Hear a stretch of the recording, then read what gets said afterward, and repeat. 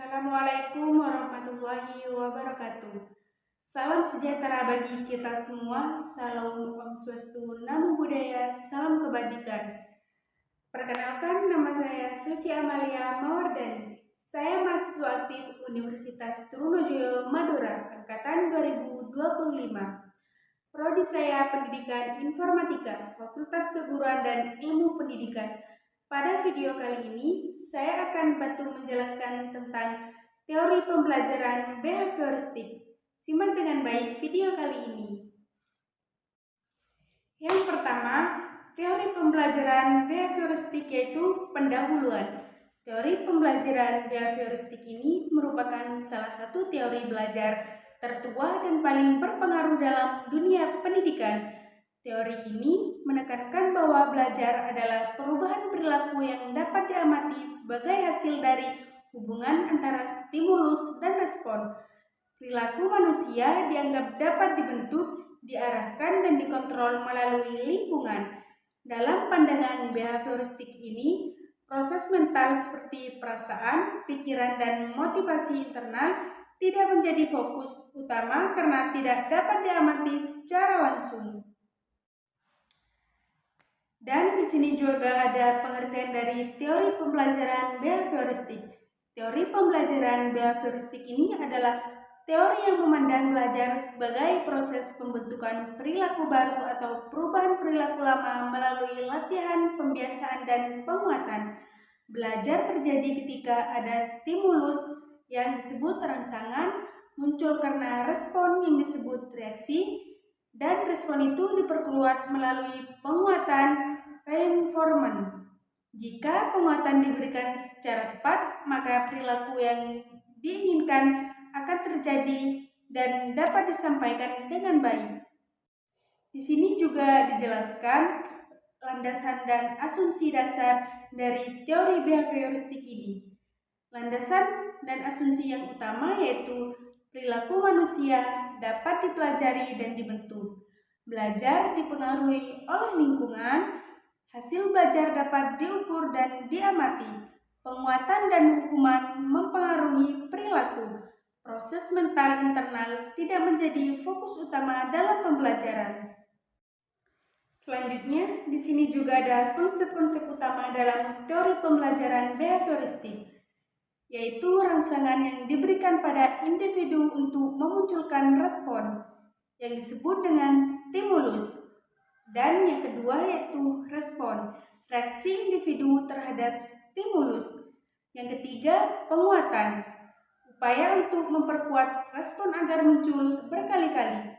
Dan yang ketiga yaitu hukuman atau punishment, upaya untuk mengurangi atau menghilangkan perilaku yang tidak diinginkan oleh guru. Dan di sini juga ada konsep-konsep utama dalam teori pembelajaran behavioristik ini. Yang pertama ada stimulus, rangsangan yang diberikan kepada individu untuk memunculkan respon. Dan yang kedua ada respon, yaitu reaksi individu terhadap stimulus. Yang ketiga penguatan, upaya untuk memperkuat respon agar muncul kembali. Yang ketiga yaitu hukuman atau punishment, upaya untuk mengurangi atau menghilangkan perilaku yang tidak diinginkan. Dan yang terakhir yaitu pembiasaan, perilaku terbentuk melalui latihan yang dilakukan secara berulang-ulang. Di sini juga ada proses pembelajaran menurut teori behavioristik. Proses pembelajaran behavioristik ini berlangsung melalui pemberian stimulus, munculnya respon, pemberian penguatan, pembentukan kebiasaan, dan evaluasi perilaku siswa. Dan peran guru di sini yaitu sebagai pengontrol lingkungan belajar, memberi stimulus dan penguatan kepada siswa, dan yang terakhir penilaian hasil belajar siswa. Dan kelemahan dari teori behavioristik ini adalah kurang memperhatikan proses berpikir siswa, siswa cenderung pasif, ketergantungan pada reward, kurang mengembangkan kreativitas, tidak cocok untuk materi berpikir tingkat tinggi.